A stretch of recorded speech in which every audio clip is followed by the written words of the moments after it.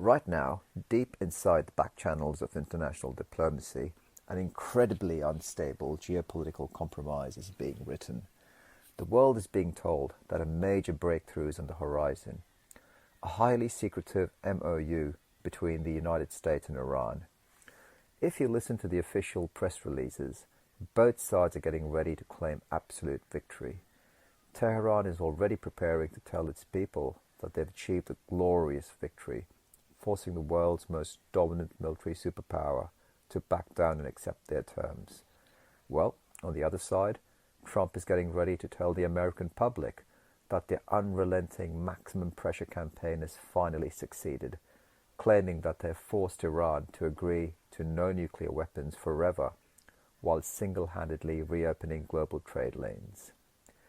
But if you ignore the political theatre and look at the actual evidence, the reality on the ground tells a completely different story. What we are witnessing isn't a permanent peace deal.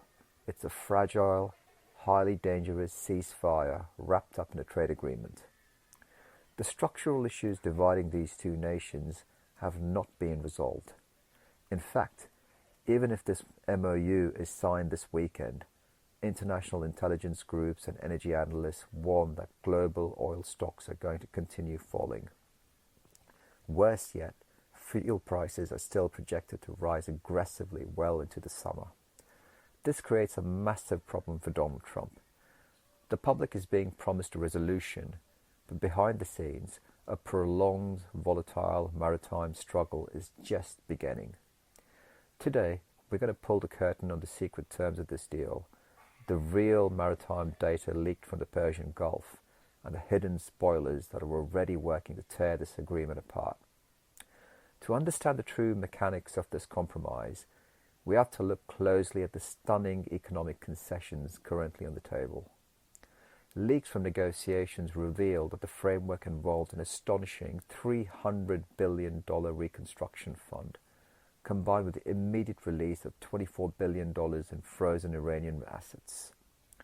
For anyone who's followed Washington's foreign policy, these numbers seem completely unbelievable. For years, Trump built his entire political platform on heavily criticizing his predecessors for how they handled Iran. He repeatedly attacked previous administrations, especially Obama, for handing over what he termed pallets of cash, which historically amounted to just under $2 billion in direct currency. He slammed those agreements for easing sanctions, for failing to stop regional proxies, and for allowing Tehran to expand its defense partnerships. So how does a president who's built his brand on unyielding strength justify a deal that appears to offer Iran hundreds of billions of dollars? The answer lies in understanding the complex art of political hyperbole. Our investigation into the text reveals that the massive $300 billion reconstruction fund is largely an illusion used as a negotiation tactic. It's completely locked behind phase 2 of these negotiations, a phase that requires fully resolving the entire nuclear enrichment issue, destroying active refinery facilities, and allowing snap international inspections. Most intelligence experts openly admit that phase 2 is highly unlikely to ever materialize. Furthermore, that $300 billion isn't a direct US taxpayer cash. It's a mix of private foreign investment, regional Middle Eastern funding commitments, and international infrastructure credits. It's thrown out as a massive headline number to simply soften up the hardliners in Tehran. But the $24 billion in frozen funds? That part is very real. To avoid the political disaster of looking like they're paying ransom, Trump has designed a highly restrictive workaround. The US is not handing over bulk cash. Instead, they're giving Iran conditional access to a strictly monitored credit line. Think of it like a milestone-based allowance. Iran can only draw down funds if they continuously meet their performance obligation of the accounts instantly. Even with this safety net, a fiercely sequencing war is raging behind closed doors. Tehran is demanding full access to the credit line the exact minute the MOU is signed. Trump is digging in his heels, insisting that the funds will only be unlocked incrementally as safe shipping transit is physically demonstrated on the water. Let's call this what it really is.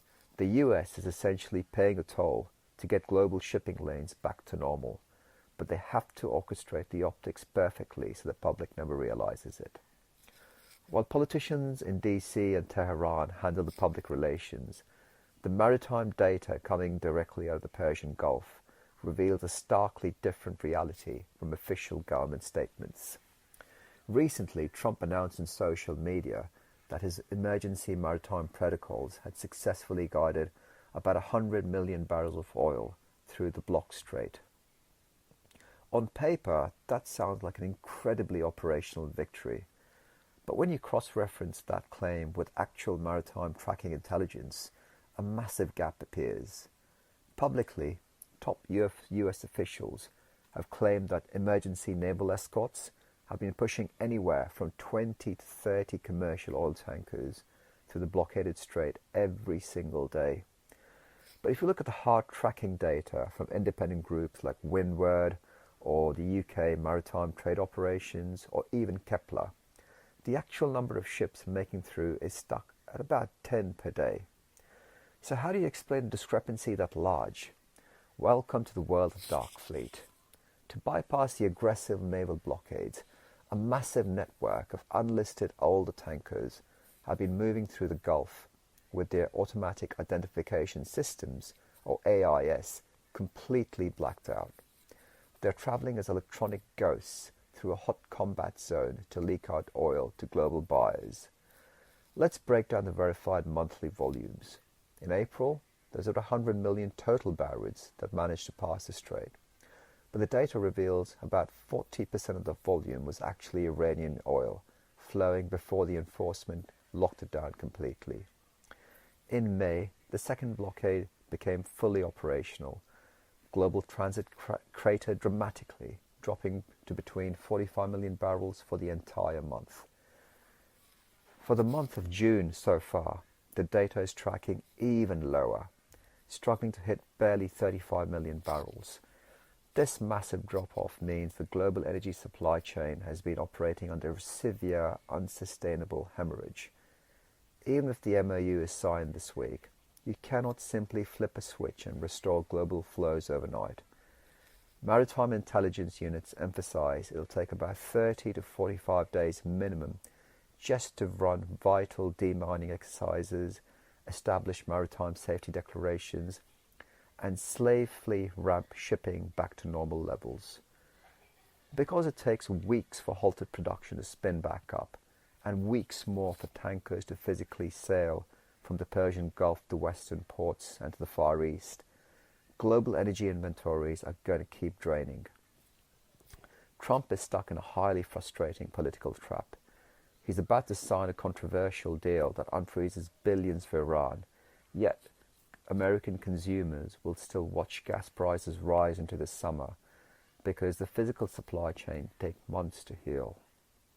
So let's ask this question: why did Trump pause the war? This is a critical turning point in our analysis.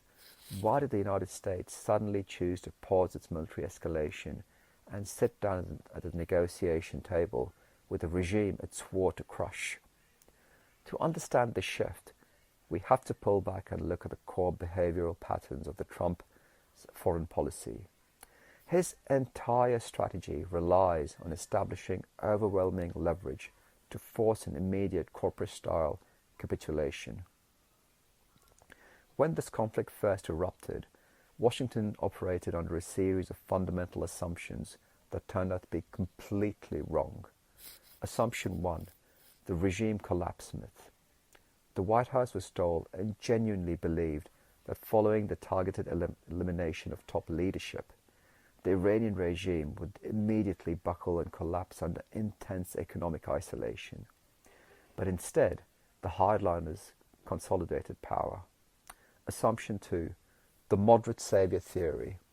The US anticipated that a moderate, Western-friendly figure would magically rise from the internal chaos to eagerly sue for peace in America's terms. Instead, the political space became intensely hostile. Assumption 3, the unconditional surrender expectation. Trump assumed that a strict naval blockade would act like an absolute chokehold, strangling the Iranian economy until they literally knelt to make massive concessions. Instead of surrendering, Iran absorbed the economic pain, utilized underground dark markets, and counter-escalated by applying a chokehold of their own on the world's most vital energy bottleneck, the Strait of Hormuz. Trump is a notoriously impatient transactional leader. He does not want to spend the remaining years of his presidency bogged down in a grinding, open-ended war of attrition in the Middle East. As every major domestic advisor began warning him about a surging inflation, rising interest rates, and public anger over skyrocketing fuel costs, the reality set in. Waiting them out indefinitely was a losing strategy, so he executed a classic corporate maneuver: escalate heavily to terrify the opponent, pause abruptly to see if they panic, and look for any available off-ramp that he can spin to the media as the greatest agreement ever negotiated. Will Israel spoil the party, though? So even if Washington and Tehran manage to agree on a final text, two powerful forces are waiting in the wings to completely destroy this deal from the outside. It's Israel and the regional hardline media. Let's start in Jerusalem. Prime Minister Netanyahu is currently fighting for his absolute political and personal survival. With crucial Knesset elections arriving in October, verified polling data indicates that Netanyahu has barely a 30% chance of being re-elected to office. If he loses power, he loses his political immunity, leaving him directly exposed to severe ongoing criminal prosecution back home. For his survival, an off-ramp deal where Iran emerges undefeated, strategically intact, and economically revitalized is the absolute worst-case scenario. Israel knows this deal will not bring an end to the broader shadow war. Therefore, Jerusalem has immense incentive to act as a spoiler. Intelligence analysts warn we could see targeted leaks of highly sensitive information claiming Iran has secretly resumed high-level nuclear weapons development, or an increase in covert operations and sabotage deep inside Iranian territory. The goal would be simple: provoke Tehran into a major retaliatory strike that forces the US to abandon the truth. Then there's the volatile issue of Lebanon. Publicly, Iran spent weeks aggressively pushing a full ceasefire in Lebanon as an absolute non-negotiable red line for signing the MoU. At the same time, hardline state media mouthpieces like Fars News, an ultra-conservative media organ that makes Western partisan networks like Fox looks completely unbiased, are screaming to the region that Iran has conceded nothing, that the deal doesn't exist, and Americans can never be trusted. Yet behind the aggressively public messaging, intelligence whispers suggest that Tehran's red line on Lebanon might actually be softer than the rhetoric implies. Iranian strategists are highly pragmatic. They know Israel is never going to stop striking Hezbollah along its northern border. Tehran cannot afford to blow up a multi-billion-dollar economic lifeline over localized border skirmishes. Expect a fragile compromise, a public declaration of a ceasefire to satisfy the deal, even as localized fighting continues south of the Litani River. This brings us to the most fascinating anomalies of the entire crisis: the Houthis in Yemen. Over the last year, the Houthis have successfully established a highly stable economic coexistence with the Saudi Arabians. This arrangement is working incredibly well for their local governance and financial stability. Furthermore, Iran's high command is smart enough to realize they don't need to burn through their Houthi cards right now. The blockaded Strait of Hormuz is already exerting massive, agonizing economic pressure on Western markets all by itself. Tehran is deliberately keeping the Houthis safely in their back pocket as a strategic reserve asset. If this MoU completely collapses and the region slides back into hot military conflict, that is the exact moment the Red Sea lanes will be lit up again. So what does actual timeline look for the MOUs officially signed? We will see a full formal cessation of hostilities between the US and Iran, a public declaration of a ceasefire in Lebanon, and the quite unpublicized activation of Iran's credit lines. This I expect with the first week. In phase 2, from the 5th day to, let's say, the 30th day, it's like a gradual ramp up. Iran will use and issue statements declaring they will not impede passage, joint naval demining operations will begin, and a highly complex selective tolling system will be tested on commercial vessels to see if the money flows smoothly. And from day 60 and beyond, this is the highly controversial talks regarding permanent nuclear restrictions, which will probably formally kick down the road into late summer and early fall, when they'll almost certainly hit a brick wall. When you look at all the data, the maps, the hidden structural gaps, and realize an uncomfortable truth, this highly anticipated MOU isn't an actual resolution. It's a temporary bridge built over an absolute abyss of mutual distrust. Both DC and Tehran are signing a document knowing full well they do not agree on its most basic premises. Iran walks away from this phase with its political regime completely secure, its proxy networks intact, and critical multi-billion-dollar economic lifeline unlocked. The US secures a temporary, desperate cooling-off period for a domestic energy market that was rapidly approaching a historic breaking point. But out in the water, control of the Hormuz will remain highly ambiguous, intensely contested, and deeply volatile. The second the payment schedule encounters a technical glitch, or a single rogue drone strikes a commercial tanker, this entire framework will collapse and the Hormuz will lock down again. It's a gamble written entirely in shifting sand. So what do you think? Did America's maximum pressure campaign actually force a compromise, or did Tehran just execute a brilliant strategic checkmate? Let me know your thoughts in the comments section below. If you want to understand the hidden forces shaping global intelligence, make sure to hit that like button, subscribe to the channel, and turn on the notification bell so you never miss a deep dive. Thank you for watching, and we'll see you in the next video.